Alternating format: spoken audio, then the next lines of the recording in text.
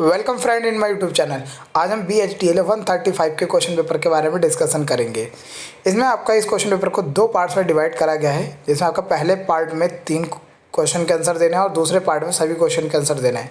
तो हम पहले दूसरा पार्ट करते हैं। इसमें आपका दूसरा पार्ट का पहला क्वेश्चन नंबर 6 कि निम्नलिखित में से किन्हीं 5 के शब्दों का अर्थ स्पष्ट कीजिए। मतलब 6 पार्ट दे रखे हैं, उसमें 6 में से 5 कोई क्वेश्चन करना है। इसमें पहला करते हैं उपबंध का अर्थ बताते हैं। तो इसका मतलब होता है किसी प्रलेख या विधि का कोई ऐसा उपांग या धारा जिसमें किसी बात की संभावना को देखकर ध्यान में रखकर कोई अवकाश निकाला या प्रबंध किया गया हो। दूसरा आपका प्रारूप। सरकारी एवं गैर सरकारी कार्यालयों में दिन प्रतिदिन विविध कार्यों जैसे पदों की रिक्ति, माल की आपूर्ति, निर्णयों तथ्यों की जानकारी देने, पदोन्नति, निविदा आदि की सूचना देने के लिए एक निश्चित प्रारूप में सूचना प्रसारित की जाती, इसी को प्रारूप कहते हैं। तीसरा आपका आता शैवाल। शैवाल गीली दीवारों पर, तालाब और ठहरे हुए जलाशयों में हरे तैरते पौधे के समान संरचनाएं पाई जाती हैं, जिन्हें शैवाल कहते हैं। कोई एक शैवाल ये कुछ जीवों की वृद्धि के कारण बनती हैं। शैवाल में क्लोरोफिल पाया जाता है, इसलिए शैवाल प्रकाश संश्लेषण द्वारा अपने भोजन का निर्माण करती है। फिर इससे नेक्स्ट आता है आपका 5th पॉइंट भूगर्भ शास्त्र। इसका अर्थ है आपका वह शास्त्र जिसके द्वारा इस बात का ज्ञान होता है कि पृथ्वी का संगठन किस प्रकार हुआ, उसके ऊपरी और भीतरी भाग किन किन तत्वों के बने हैं, उसका आरंभिक रूप क्या था और उसका वर्तमान विकसित रूप किस प्रकार किन कारणों से हुआ। विशेष में पृथ्वी की आदिम अवस्था से लेकर अब तक का एक प्रकार का इतिहास होता है जो कई युगों में विभक्त होता है और जिनमें से प्रत्येक युग की कुछ विशेषताएं का विवेचन होता है। बड़ी बड़ी चट्टानों, पहाड़ों तथा मैदानों के भिन्न भिन्न स्तरों की परीक्षा इसके अंतर्गत होती है और इसी परीक्षा के द्वारा यह निश्चित होता है कि कौन सा स्तर या भूभाग किस युग का बना है। इस शास्त्र में इस बात का भी विवेचन होता है कि पृथ्वी पर जलवायु और वातावरण आदि का क्या प्रभाव पड़ता है। नेक्स्ट लिप्यंतरण का अर्थ। लिप्यंतरण फोनेटिक समानता के आधार पर लेखन के एक सिस्टम से दूसरे सिस्टम पर मैकिंग की विधि को संदर्भित करता है। इस टूल से आप लैटिन वर्ड भी होते हैं इसे में लिखते हैं, जैसे एग्जांपल ABC ETC, जिन्हें इन वर्डों में रूपांतरित कर जाता है। इनका लैटिन भाषा में उच्चारण होता है। उदाहरण के लिए हिंदी लिप्यंतरण में आप नमस्ते लिखने के लिए नमस्ते लिख सकते हैं, जो नमस्ते की तरह सुनाई देता है। चयन करने के लिए आपको लिप्यंतरणों की सूची दिखाई दे सकती है। ध्यान दें, लिप्यंतरण अनुवाद से अलग है। रूपांतरण उच्चारण के आधार पर, अर्थ के आधार पर नहीं होता।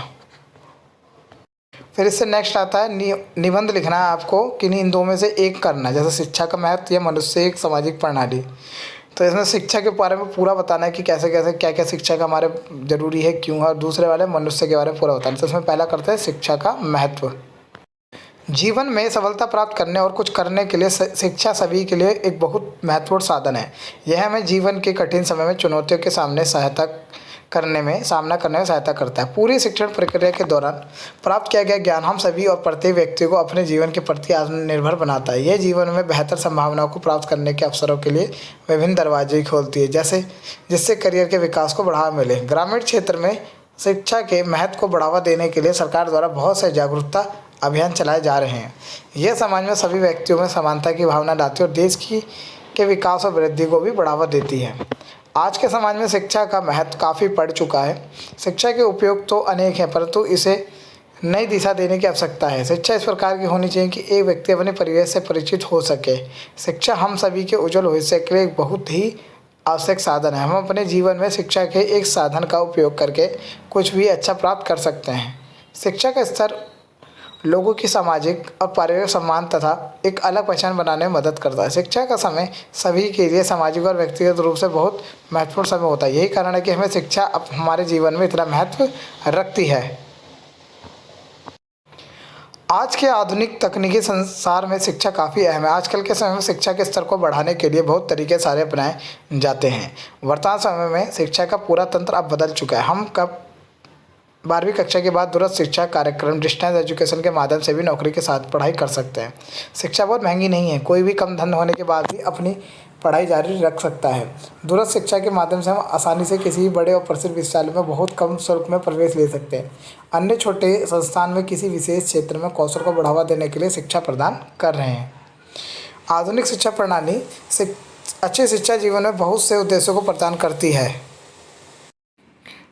जैसे व्यक्तिगत उन्नति को बढ़ावा, सामाजिक स्तर पर बढ़ावा, सामाजिक स्वास्थ्य में सुधार, आर्थिक प्रगति, राष्ट्र की सफलता, जीवन में लक्ष्यों को निर्धारित करना, हमें सामाजिक मुद्दों के बारे में जागरूक करना और पर्यावरण समस्याओं को सुलझाने के लिए हल प्रदान करना और अन्य सामाजिक मुद्दे आदि। दूरस्थ शिक्षा प्रणाली के प्रयोग के कारण आजकल शिक्षा प्रणाली बहुत साधारण और आसान हो गई है।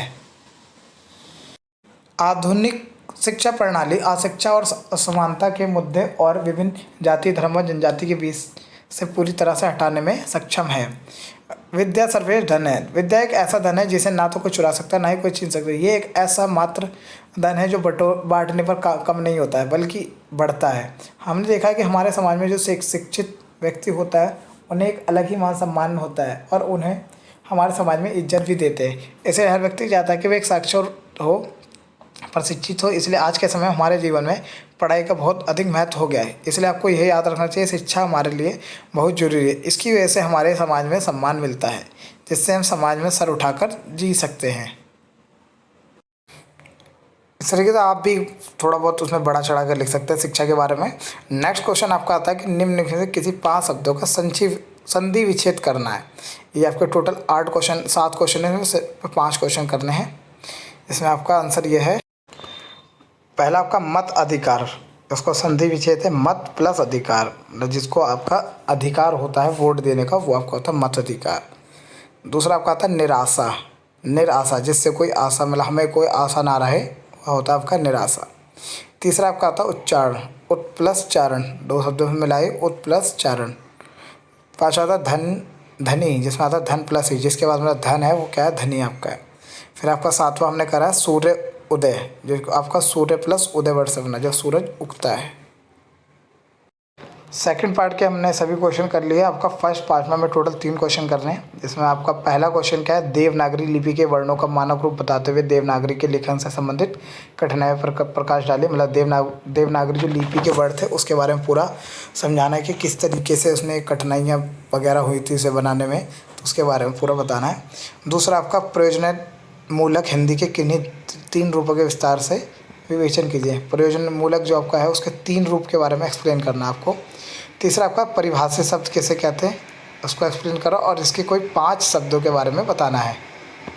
फिर आपका क्वेश्चन नंबर 4, वाणिज्य के क्षेत्र में प्रयुक्त हिंदी के विविध जो आपका वाणिज्य होता है उसमें पूरा हिंदी में क्या क्या यूज़ हुए थे वो बताना है आपको। और 5वें में आपको 2 क्वेश्चन करने हैं। जैसे आपका क्या याद रखा है इसमें, विधि के क्षेत्र में हिंदी का क्या काम, फिर अनुतान के बारे में समझाना है, या फिर संपर्क भाषा, या आपका विशेषण क्या होता है। तो आपका यहाँ क्वेश्चन पेपर का डिस्क्रिप्शन पूरा होता है। और क्वेश्चन पेपर का डिस्कशन या और जानकारी के लिए हमारे चैनल सब्सक्राइब शेयर करना ना भूलें।